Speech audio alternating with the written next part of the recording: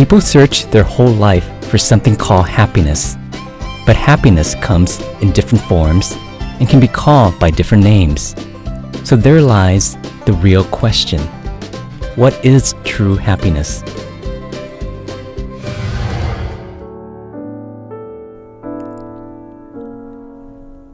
The Lord Buddha blessed us with his knowledge of true happiness 2,500 years ago. True happiness is achieved independently of material possessions. This means it is free from suffering and is the route by which the individual will eventually discover nirvana.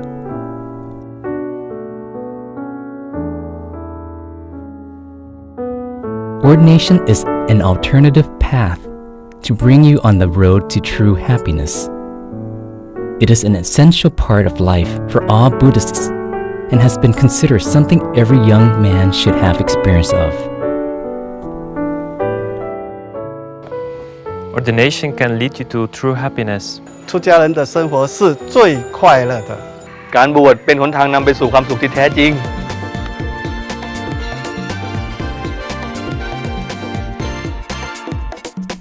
At the great meditation stadium of Wat Prattamagaya, where the International Ordination Program is being held, this place continues to honor tradition and plant seeds of hope for future generations through the Ordination Training Program, known as the International Dhammadayada Ordination Program, or IDOP.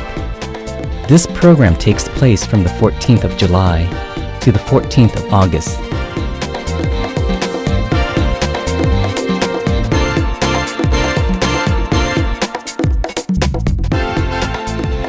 The Dhammadaya Training Program began as a project for instilling virtues in young men in accordance with Buddhist methodology, which is considered one of the best ways to develop a nation of good people. The training for men according to the Buddhist way is by keeping strictly to the 8 precepts, developing oneself and practicing meditation for 2 weeks in preparation for ordination. After being ordained, the training will lead the monastic life for 2 more weeks. The word Dhammadayada literally means one's or heir to the teachings of the Lord Buddha, the Dhamma. The ideal character exemplified by Dhammadayada is one who is devoting to the teachings of the Lord Buddha strictly. And he is a good person of conduct and virtue. He is expecting nothing in return in order to serve society and Buddhism. And he wished nothing but to gain himself perfections, just like the Lord Buddha once was when he was still Bodhisattva. During the International Dhammadayada Ordination Program, each Dhammadayada Naga is committed to a daily routine essential for training them discipline and teamwork, from getting up until going to bed. The daily routine can also train their body, speech, and mind to reach a peaceful state.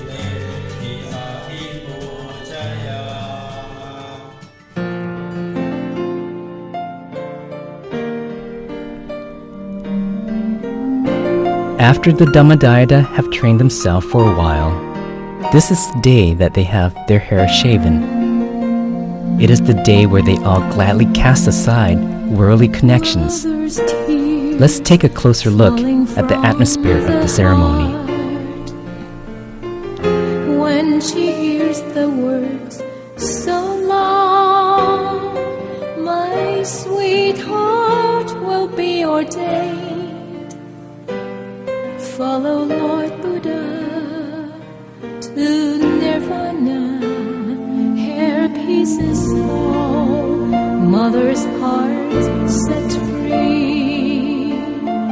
I feel brilliant with virtue, and Anumothana, wishing my son follows Buddha.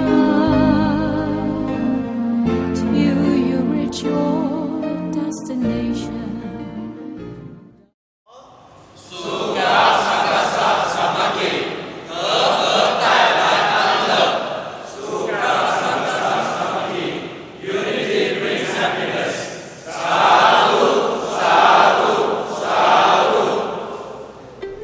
2 weeks' time, every Dhammadayada will need to train and prepare themselves to be in the best state before entering monkhood in order to be deserving of respect from the lay people. It may appear challenging and require a lot of effort for foreigners, but actually it's not as difficult as we might expect. It starts with the small things in their daily life.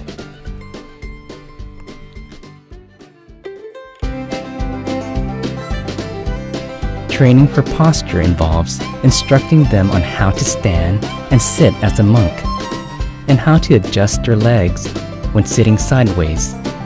It also involves learning how to place their palms together in the prayer position or anjali, and how to bow.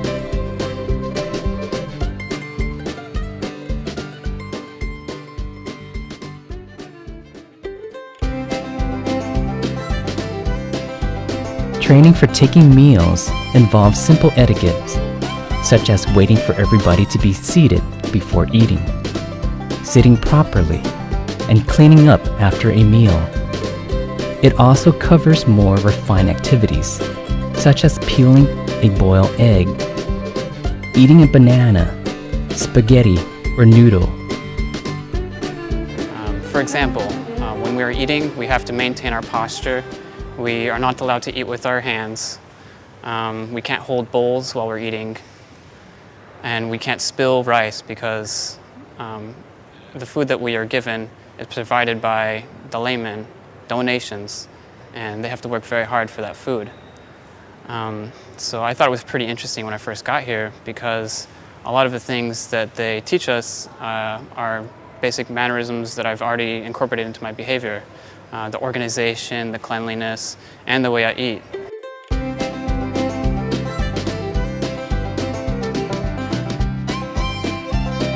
The third section of training involves monastic property and covers such things as taking care of the accommodation and general organization around the facility.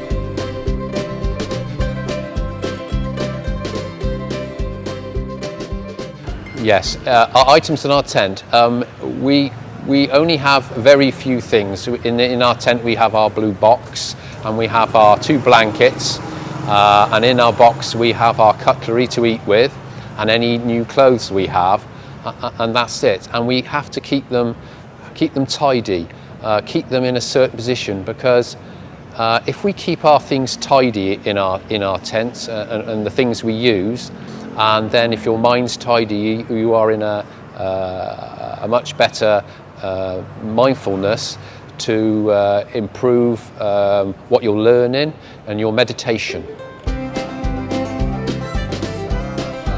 Mundane things for Buddhists may be very challenging for foreigners.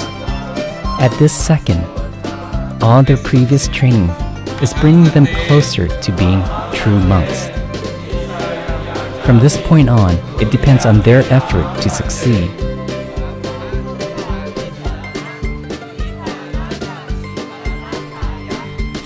Before the actual ordination day, mastering Pali is a big test for foreigners to prove that they can become true Buddhist monks. Elevating oneself to receive homage is not easy.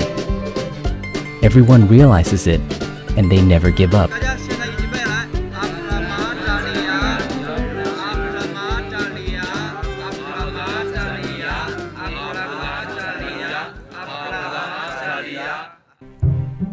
The peace, modesty, and grace which brought about by training oneself by every method is proof of the determination of each and every Dhammadayada.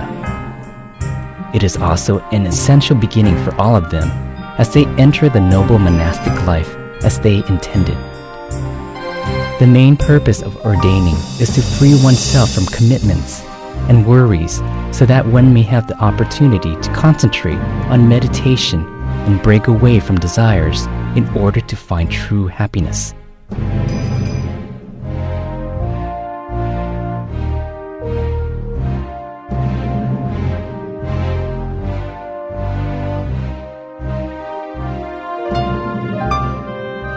Monks cannot neglect their duty to train themselves in every detail of their behavior. If a monk stands, walks, or lies down like a lay person, then it is inappropriate. Since a monk's robe is designed for noble behavior, better behavior is expected of any monks as one deserving of respect. And in order to become respectable in every way, the person must be selected and trained in the right way, physically, verbally, and mentally. Today, we will show you a few training activities of a monk in IDOC. Let's go!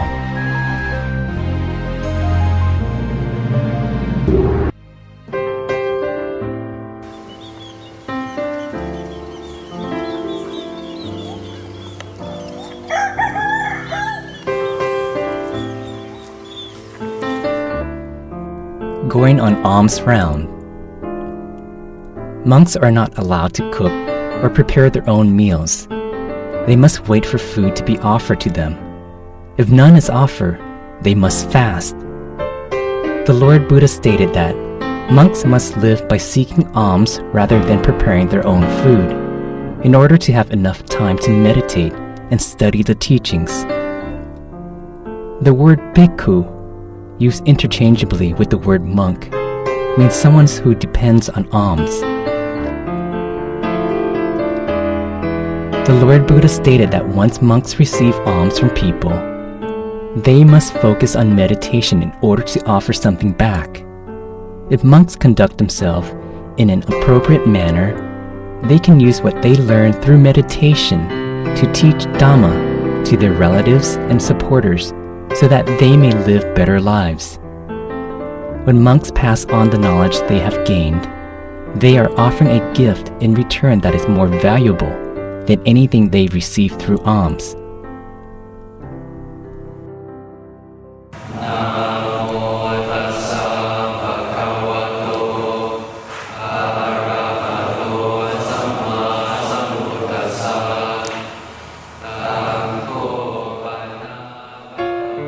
Chanting. When the Buddha was alive, his disciple could listen to him preach and extol the virtues of the Dhamma every day. However, after the Buddha passed away, his disciple had to teach themselves the Dhamma through chanting and meditation. Performing chanting serves as a constant reminder of the virtues of the Triple Gem, frees our mind for the merit we will receive, and strengthens our faith.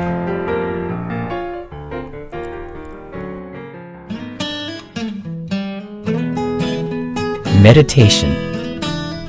Meditation is a form of mental exercise, allowing the mind to focus in order to purify ourselves of mental impurities and weaknesses, to locate the center of our body, and ultimately to attain enlightenment. Those who meditate daily will have clarity of mind and a sense of mindfulness towards all things around them. Once one has a mind that is kind and sensitive, one will be strong and unwavering in the face of trouble.